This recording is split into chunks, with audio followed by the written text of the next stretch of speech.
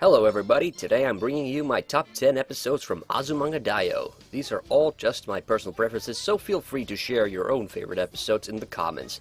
Some honorable mentions are definitely in order though: Nyamo, Sports Fest, Culture Fest, Miss Sakaki, Chio-chan's Day, and Onwards entrance exams. Let's get on with the list.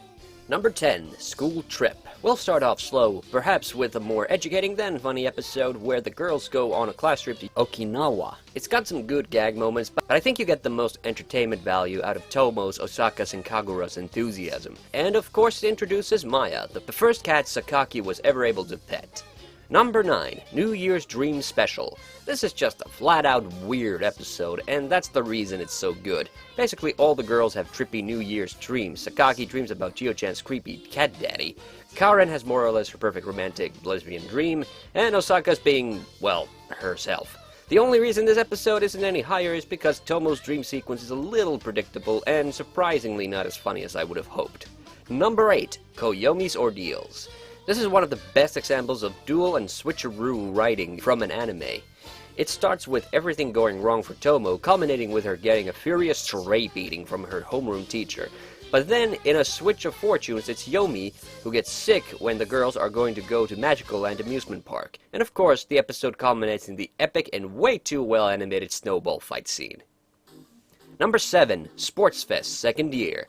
The second Sports Fest episode picks up a lot of the themes that were introduced during the first Sports Fest episode, but perhaps because of better pace and the writers now being a bit more experienced, they got a lot more out of this episode. One of my favorite moments is actually just Osaka repeatedly sticking her head in the flour. And of course, it introduces the creepy Mr. Kimura's wife, which is also worthy of note.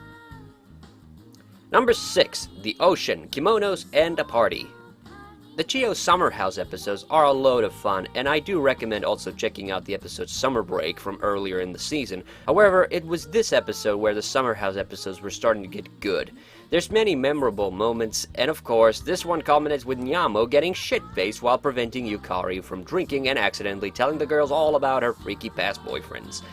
For this finale alone, I would have wanted to put it in the top 5, but I did think that the final Summer House episode was a little better. Number 5, Culture Fest, second year. This episode had to be in the top 5 for obvious reasons. The first Culture Fest episode was pretty good, but this one blew it out of the water. It features one of Osaka's finest gag moments, Chio's iconic penguin getup, and more cuteness and funny moments you can swing a stick at. This episode had to be in the top 5, but it perhaps gets there more due to cuteness than anything else, but you all knew it had to be up here. Number 4, Pool, Pool, Pool. The fourth episode of the series is in my view the first truly standout one. It's mainly due to the excellent animation quality and brilliant sight gags, but it also introduces Mr. Kimura, and we dive straight into his filthy mind with this one.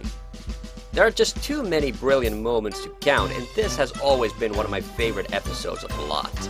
Number 3, Entrance Exam Study Camp.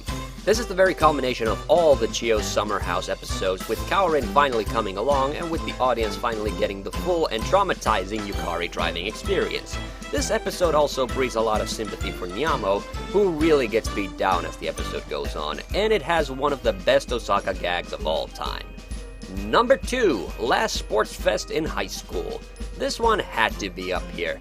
It has one of the best episode finishes of all time, it has the costume race, and it just generally felt like the absolute culmination of the Sports Fest episodes.